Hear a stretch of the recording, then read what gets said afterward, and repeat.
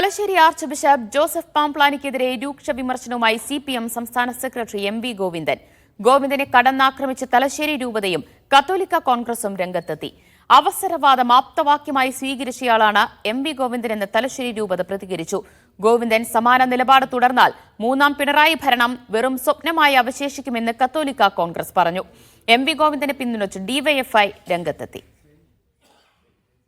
ഛത്തീസ്ഗഡിൽ കന്യാസ്ത്രീകൾക്കെതിരായിട്ട് കടന്നാക്രമണം വന്നു. പമ്പളാനി അപ്പഞ്ഞുട്ടി. പമ്പളാനി ഞാൻ പേരുപയോഗിച്ചത് ബോധപൂർവമാണ്. അവസരവാദം ഇത്രയും ശക്തിയായിട്ട് പറയുന്ന വേറൊരാളുമില്ല. അതുകൊണ്ടാണ്. കണ്ണൂർ തളിപ്പറമ്പിൽ ഇന്നലെ NGO യൂണിയൻ സംഘടിപ്പിച്ച പരിപാടിയിലായിരുന്നു പാംപ്ലാനിക്കെതിരായ MV ഗോവിന്ദന്റെ രൂക്ഷ വിമർശനം. ഛത്തീസ്ഗഡ് വിഷയത്തിലെ കേന്ദ്ര സർക്കാർ ഇടപെടലിന് പ്രധാനമന്ത്രിക്കും ആഭ്യന്തരമന്ത്രിക്കും തലശ്ശേരി ആർച്ച് ബിഷപ്പ് നന്ദി അറിയിച്ചതാണ് ഗോവിന്ദനെ ചൊടിപ്പിച്ചത്.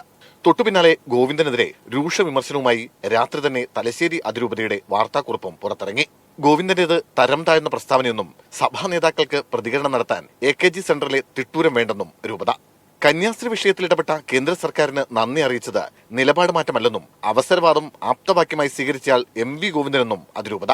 വീണ്ടും വിചാരമില്ലാത്ത പ്രസ്താവനയൊന്നും ഗോവിന്ദൻ മാസ്റ്റർ ഗോവിന്ദച്ചാമിയെ പോലെ തരം താഴരുതെന്നും കത്തോലിക്ക കോൺഗ്രസ്. ശ്രീ MV ഗോവിന്ദന്റെ ഒരു രീതി നമുക്ക് എല്ലാവർക്കും അറിയാമല്ലോ.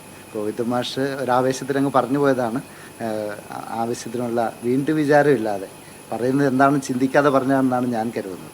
CPMനെ ചീത്ത പറഞ്ഞ് RSS പിന്തുണ ഉറപ്പിക്കാനാണ് കേരളത്തിലെ ഒരു വിഭാഗം ക്രൈസ്തവ സഭാ നേതാക്കൾ ശ്രമിക്കുന്നതെന്ന് DYFI കുറ്റപ്പെടുത്തി. CPMനെ ചീത്ത പറഞ്ഞാൽ DYFIയുടെ പ്രസ്താവനയെ കുട്ടിക്കളി എന്ന് വിളിച്ച് ആക്ഷേപിച്ചാൽ RSSൽ നിന്ന് അവർക്ക് എന്തെങ്കിലും കിട്ടുമെന്നാണ് അവർ ധരിക്കുന്നത്.